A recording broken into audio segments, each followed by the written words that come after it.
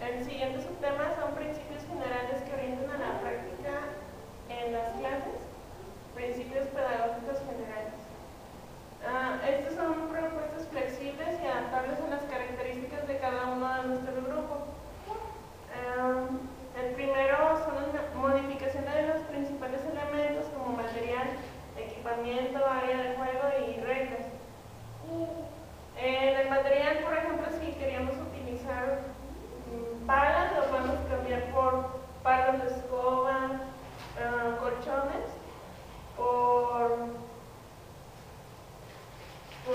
pues colchonetas o cualquier área donde los niños no se puedan golpear. El área de juego también puede ser un lugar grande o puede ser un lugar estrecho. Las reglas quizás lo íbamos a hacer con cierto número de integrantes y lo podemos cambiar a otro. El siguiente son principios tácticos de las principales formas de juego deportivo. Puedes seleccionarlos el profesor de entre los existentes. Por ejemplo, juegos de blanco o diana nos ofrecen posibilidades tácticas y son asumidos dentro de juegos de psicomotricidad y educación física de base, especialmente los de precisión a una diana y sin oposición a un contrario. Son juegos primordialmente modificados los que poseen un oponente. Por ejemplo, el de la diana podemos realizarlo modificado si la expresión de lo que sería el blanco es hacia el contrario del oponente, y así pues podemos modificar los demás juegos. Principios para la progresión de juegos modificados se basan en tres fases. La primera es dominada por la globalidad del juego modificado, donde la técnica sea reducida y o simplificada, aunque pueda sufrir cierta evolución conforme se progresa. La complejidad táctica nos aconseja orientar la progresión en el sentido siguiente. Primero serían los juegos de blanco, en segundo lugar los de bate, de cancha dividida y muro, de invasión. No necesariamente se comienza con una forma cuando se termina la otra. Se puede empezar a los 10 o 11 años con juegos de blanco o móvil sencillos y de bate.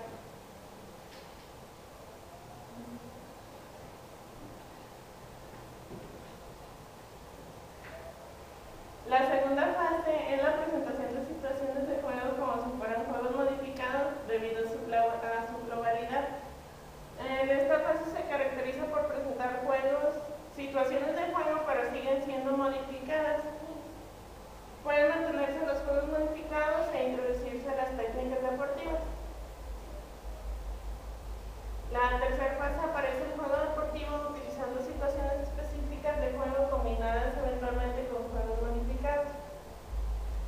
El siguiente son principios para la mejora de juegos modificados. En este debemos valorar los pros y contras de los juegos.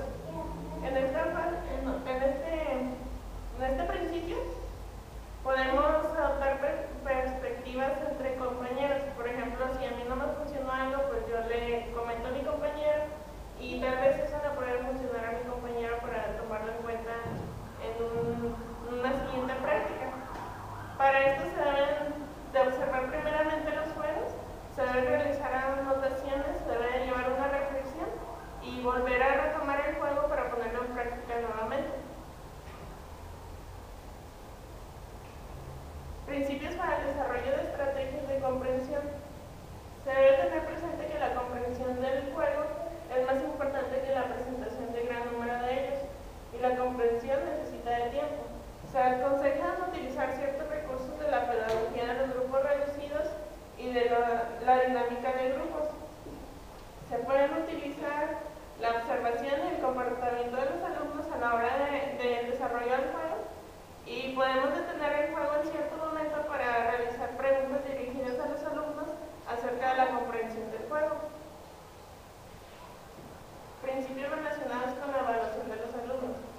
Deben ser coherentes con el enfoque procedural de la enseñanza de los juegos deportivos y por lo tanto buscarán otras formas de evaluación de los conductores o de memoria.